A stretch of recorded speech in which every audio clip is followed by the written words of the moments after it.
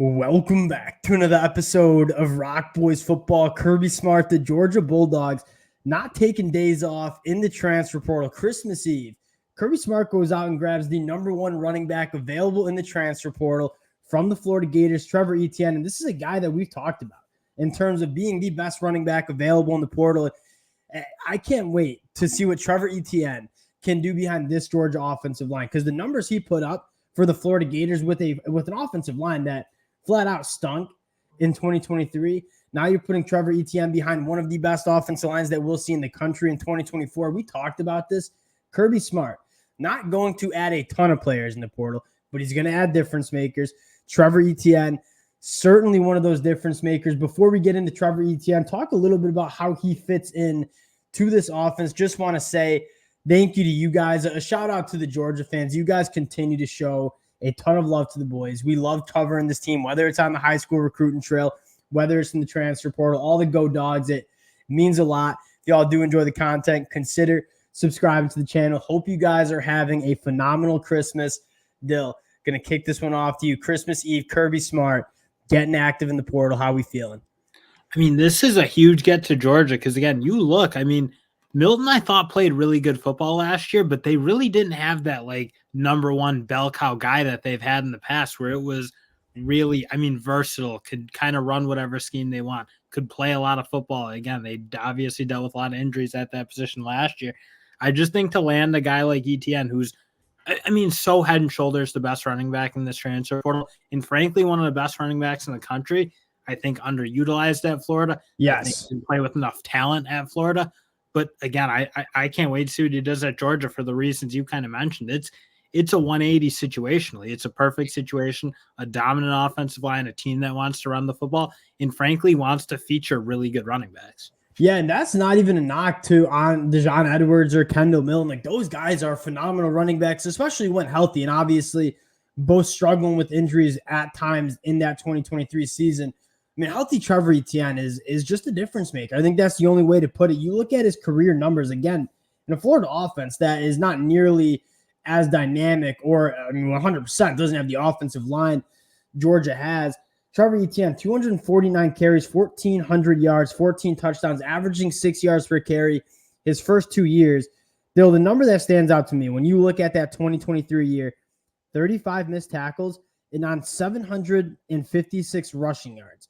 530 came after contact. Trevor Etienne did not have a ton of help, still made it look like this offense was running pretty high. I can't wait to see what Trevor Etienne looks like behind a Georgia offensive line in 2024. Well, and I think that's a good point, because you look, even with a lot of guys in the backfield and being able to make cuts quickly, you kind of want to see what you can get when you get 2 or 3 yards maybe before the line. Because Georgia, again, what they do, they reset it. They reset it 2 to 3 yards downfield. Florida is kind of the opposite, usually having the line reset for them a yard or two in the backfield. So, again, he kind of showed that ability to play that slashing type of style I think Georgia wants to play. But frankly, I don't think he got the opportunity to show the full arsenal because they just didn't have that ability to move guys off the ball and let him get downhill and make that cut. He's got the lateral cutting ability because you can see him making guys miss, especially kind of in his own backfield. But I'm really excited to see what he can do with a full head of steam and kind of put those skills on more of a display of what you want to see. He's going to have so much more room to operate. And that's where Trevor Etienne's the best, right? When he has space and the ability to make people miss, he's checking off pretty much every box you want in a running back, right? Contact balance, the ability to make people miss in space. He can run extremely physical. You're talking about a guy that's 5'9", but close to 210 pounds, kind of that muscle hamster. When you talk about Trevor Etienne, a conversation that doesn't get talked enough about, and especially as it pertains to Georgia, is what he can do out of the backfield. And this guy was targeted 21 times out of the backfield as a running back, or pass catcher, I should say, in 2023. Caught all 21 of those targets. 100% completion percentage when Trevor Etienne was targeted. You go back to how Georgia used a guy like James Cook a couple of years ago as a dynamic threat out of the backfield. I think you could say the same thing for Kenny McIntosh as well. When you have a running back that is as dangerous as Trevor Etienne is out of the backfield as a pass catcher, Georgia loves it, and Georgia's going to use him. Trevor Etienne in space on a linebacker, it's going to be barbecue chicken all day. In Georgia didn't have that guy last year. I feel like they really didn't go to you're kind of right. They didn't do the things they did. You saw how dangerous James Cook and some of these other guys have been for this team, especially being able to create those matchups on linebackers. I think back to that Michigan game as Michigan fans. It's like, I know what James Cook can do when you get him in the right position, or what Georgia likes to do with those running backs and getting them on linebackers. And I think you're right. You just didn't have two guys in McIntyre or Milton and Dejon Edwards who really were great receivers out of the backfield. So to be able to incorporate a guy into this offense now who's hyper versatile, runs the ball really effectively, catches the ball really effectively. In a way, I don't think they had that versatility from either of their kind of top two backs this year. I think that adds a lot to what Georgia wants to do, because you're injecting one of the best running backs in the country into one of the most dominant offensive lines in the country. That is going to be a very good pairing. And again, also a big play hitter. I mean, again, I don't want to pretend that he doesn't kind of have that breakaway speed that I think Milton had it this year. I'm not sure Dejon Edwards totally has it, but Trevor Etienne, he's got that. Like, when he gets his creases, he can take it the distance. And again, we talk, another big part of Georgia's run game was, especially you started to see with Milton towards the end of the year when he got healthy and they were able to crease teams up and gash them. I mean, that's a really big thing for Georgia. I think you've seen it now for a handful of years, and they didn't always have it because A, partially health, and B, they didn't really have that guy behind Milton who could do it. But Trevor Etienne, a guy I expect to, assuming he stays healthy and he hasn't really had a ton of injury problems in his past, should have a really, really productive game. It's very hard to sit here and look at this Georgia offense in 2024 with how balanced they're going to be and say Trevor Etienne's not going to average over 6 yards per carry and go for 1,000 yards. Like, he's pretty much doing that at Florida. Now he's just going into an offense that's more balanced, has a significantly better offensive line.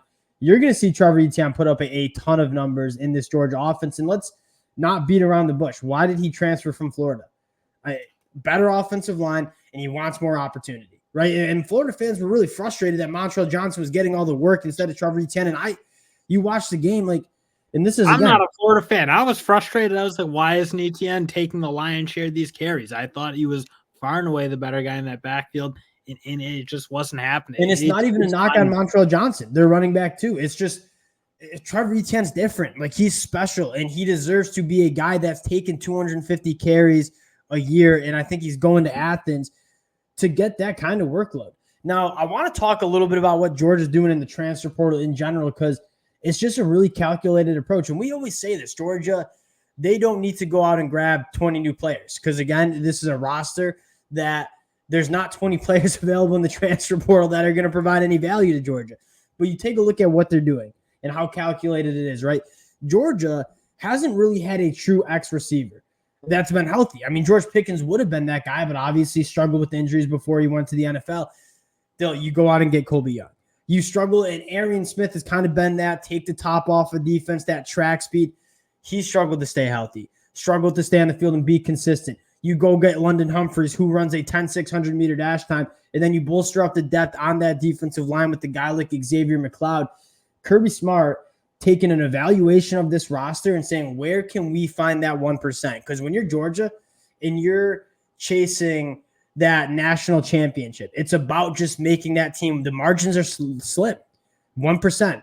Colby Young, Xavier McLeod, London Humphreys. I'd argue Trevor Etienne's about maybe 2 or 3% an increase. I mean, this team is getting better in the transfer portal, but they're not necessarily going out and grabbing 15-plus guys. No, and you're right. They just don't have the room to do it. But I think they look at a couple of their weaknesses. Again, I don't think they ran the ball as effectively as they wanted to this year. Yep. On the whole, I thought it started to get a little better towards the end, but they never hit that dominant level that I think you've seen. And frankly, what that offensive line paired with a really good running back who was really steady should have been. And I also think they were a little disappointed with their ability to push the ball deep down the field and hit those 50-plus yard touchdowns. Again, they were able to run it through that intermediate part of the field, especially with guys like Brock Bowers and Ladd McConkey, but they really didn't get a ton of that real deep passing attack that, again, you've seen flashes from with Georgia at times. And you go out and grab two guys who both big, really athletic, really good tracking the football through the air. I mean, they just addressing those. Again, small issues. Georgia's always going to have small issues until Kirby Smart's not coaching anymore, because this team's always going to be loaded. But that is where the transfer portal can be really beneficial to a team like them, is they can address those very immediately. Yeah, it's that 1%. How can we find that 1% to get better? And you look at Georgia in 2024, and we don't even know it. Bullard might be back. It sounds like there might be some guys that we expected to go to the NFL, maybe running it back in 2024. You make no mistake about it. Carson Beck, Trevor Etienne, Colby Young, London Humphreys. This team is going to be at the top of the leaderboard for national championships in 2024 as well. Appreciate you guys rocking with the boys again. Can't thank the Georgia fans enough for rocking with us, supporting us. Hope you guys all have a phenomenal Christmas, and we'll talk to y'all later.